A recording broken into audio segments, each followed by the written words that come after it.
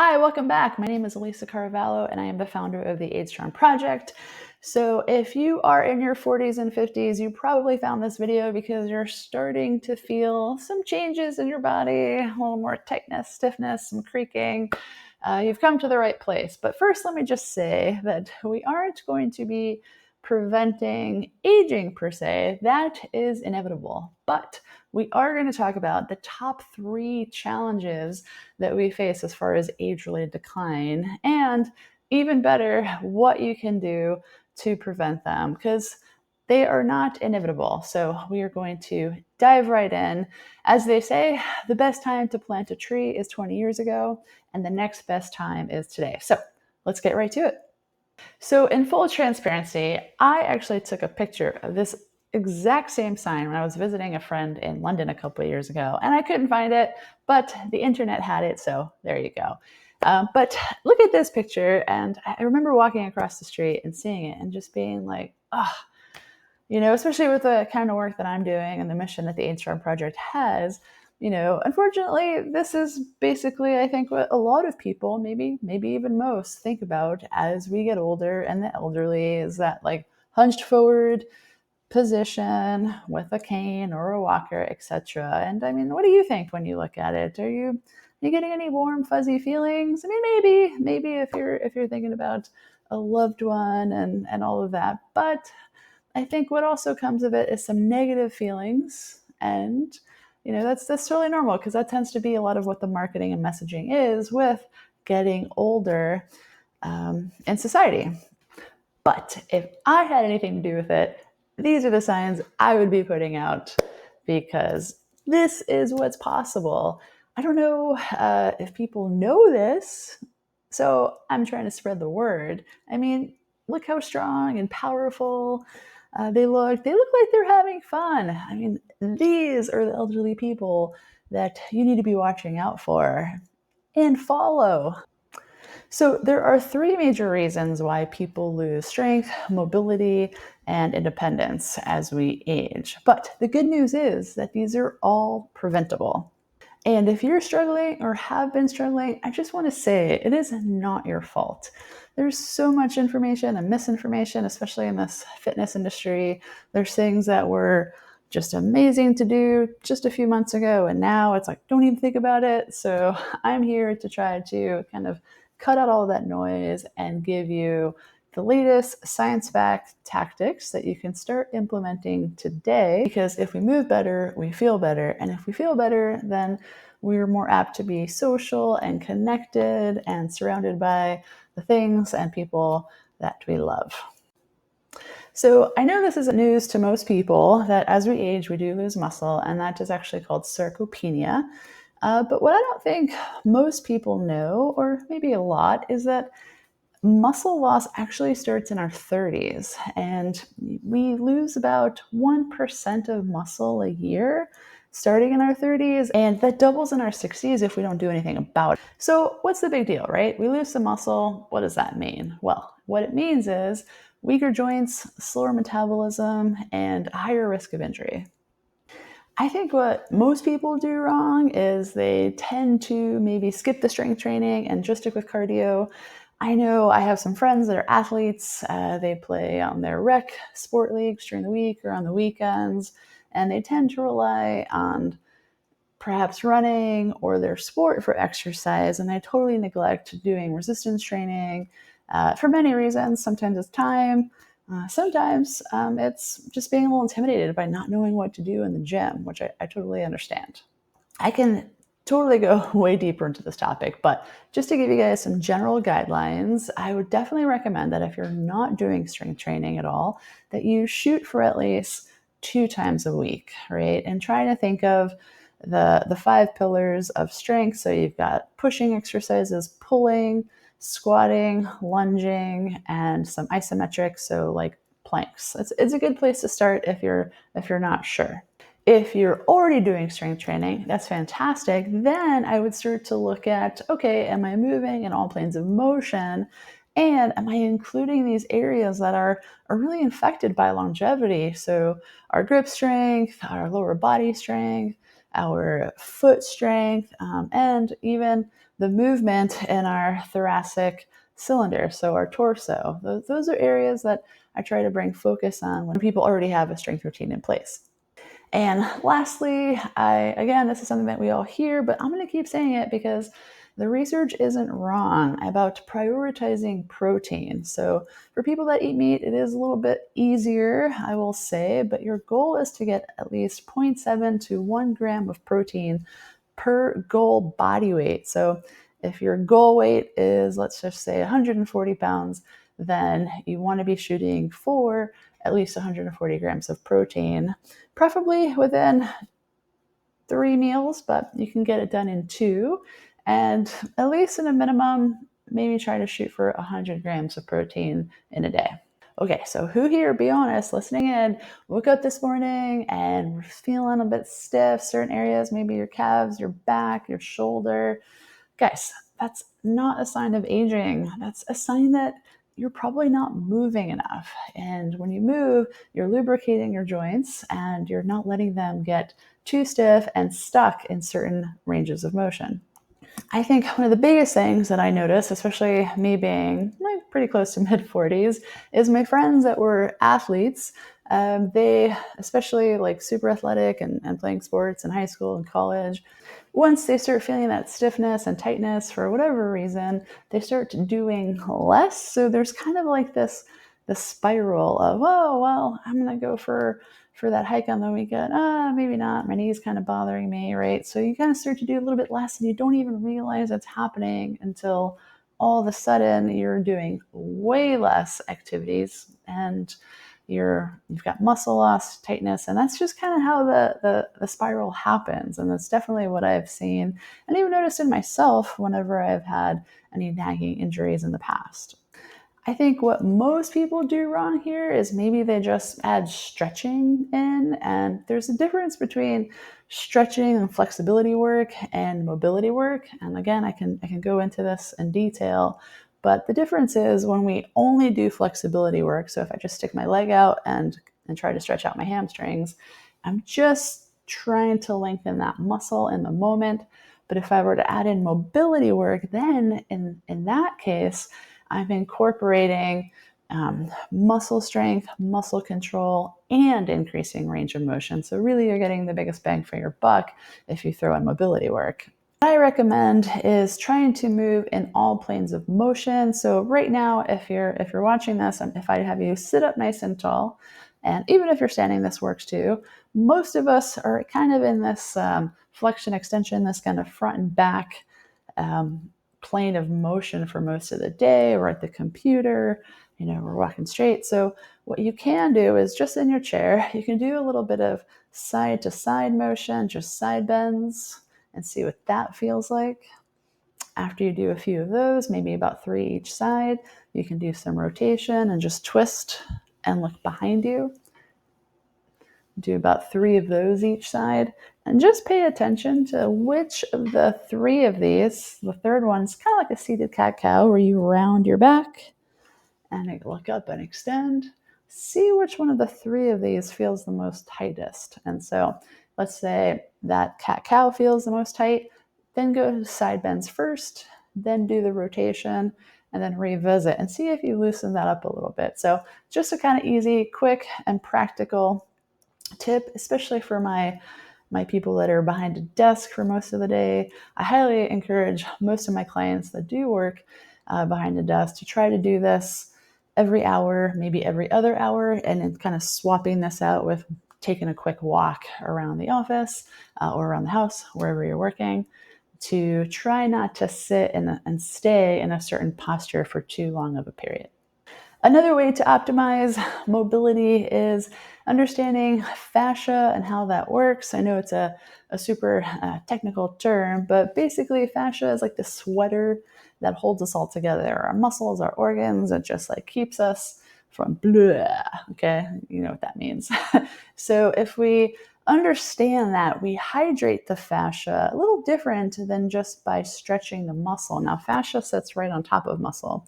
And one of the ways we can hydrate fascia so that our muscle And then they're like best buds. We want them to work together. We want them to be supple and loose. We don't want them to be super tight like a rope, because when they get pulled on, that's where injury can happen. We can pull a muscle, right? We're more susceptible for that to happen. So one of the ways that we can hydrate our fascia is by using tools. I know by now most of you guys are familiar with foam rollers. This is kind of funky looking one.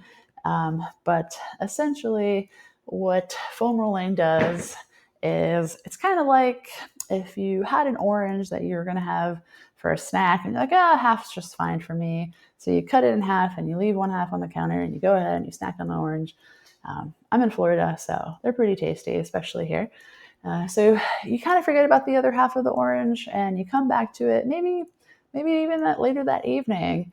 But you're busy and you got things going on, so you don't see it till the next day. And you grab it and it's pretty stiff, that orange. It's been sitting on the counter, hasn't moved.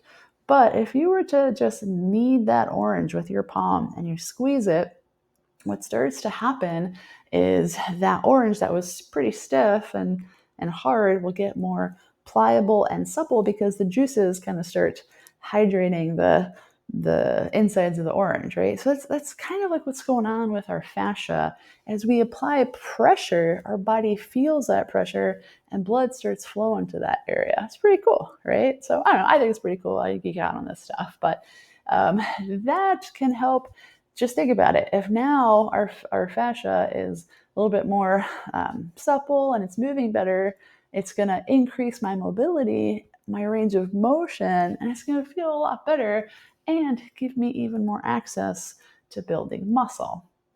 Right? Pretty cool. All right, I think so. All right, so let's keep going. All right, so number 3, loss of balance and coordination. I think that most people in their 40s and 50s, and maybe just in general, they don't think about balance until they start falling.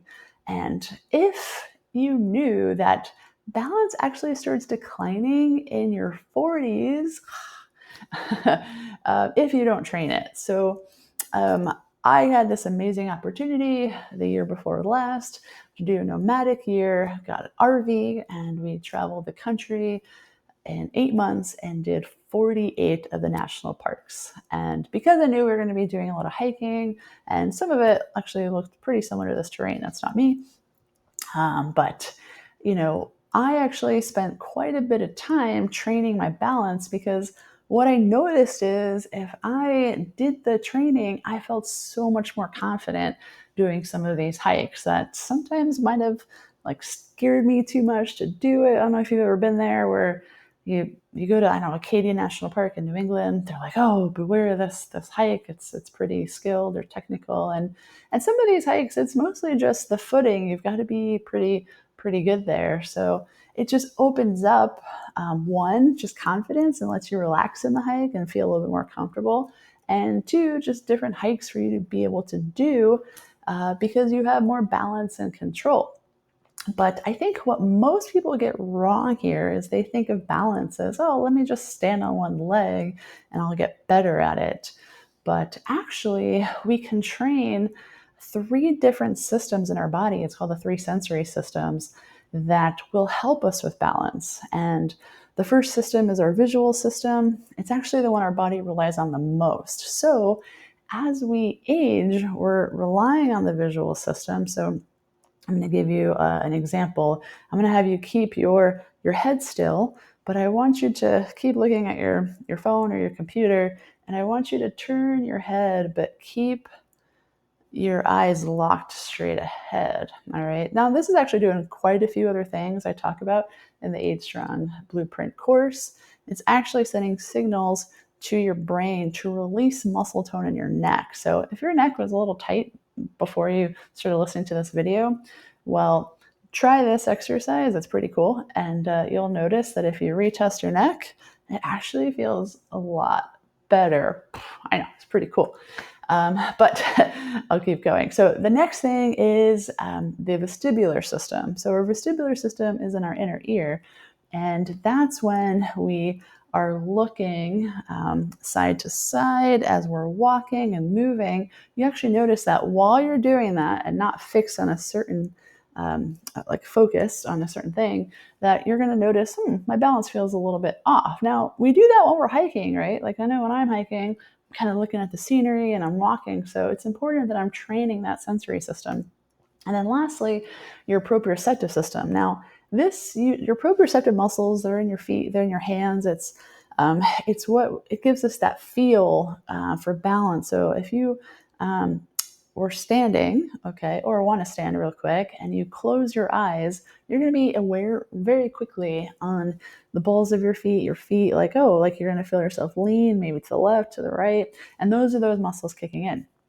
And as we age, that's actually the proprioceptive system is one of the things that goes first because we're just not using it. So those are sort of the things that we want to start to be aware of and incorporating in our training now. So one of the things that I do when I do lunges is I'll do a walking lunge and I will move my head left and right so that I'm training that vestibular system at the same time.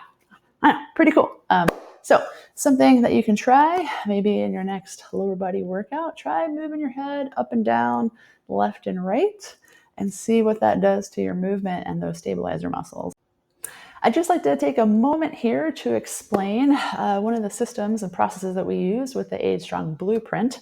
This is from my 20 years of experience in personal training and going to conferences and certifications. And this is part of the framework that I use on myself, that I helped get myself out of injuries. Being at 44, I'd say over the last 5 years when I got certified through the Integrative Movement Institute, and I just learned the power of really alignment and breath work and muscle control.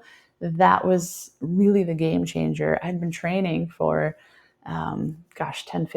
15 years already before that, and seeing, positive results. But really, this is what like helped me just be more active and keep doing what I'm doing as I'm getting older and still going for goals. I just ran the Disney Marathon after taking 8 years off of like long distance and just went back to it.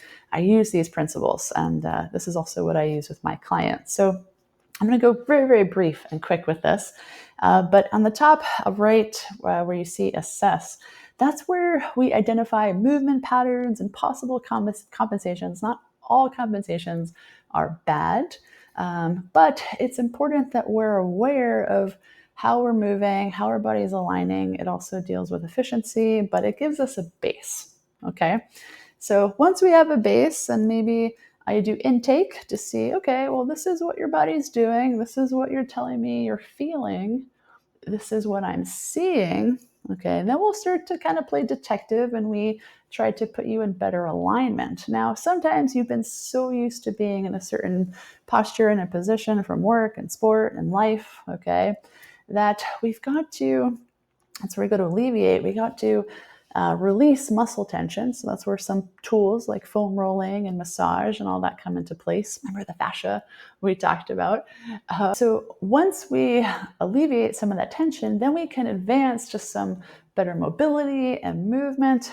Like I said earlier, we're talking about moving in all planes of motion. So then as we're opening up certain muscles, it gives us better access to opposing muscles. That's something called reciprocal inhibition. So we can activate important muscles such as the glutes, right? Our mid back that helps us with posture, etc.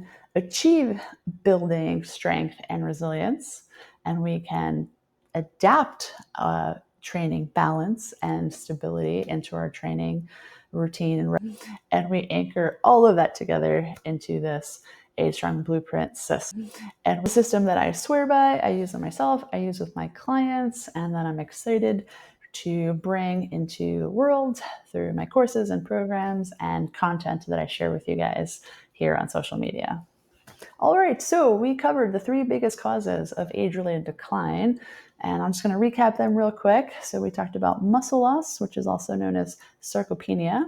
We talked about stiff joints and mobility decline, and we talked about the loss of balance and coordination, all of which start as early in our 30s and just start ramping up in our 40s. But the most important thing that I hope you get out of this is that it does not have to be a problem. These things do not have to be a problem. If we're aware of them, then we can start to put them into our day-to-day activities, and we can start to build a body that supports you in strength and movement and independence now and 20, 30, 40 years from now. So thank you for the time. I hope you got a lot out of this, and I'll see you next time.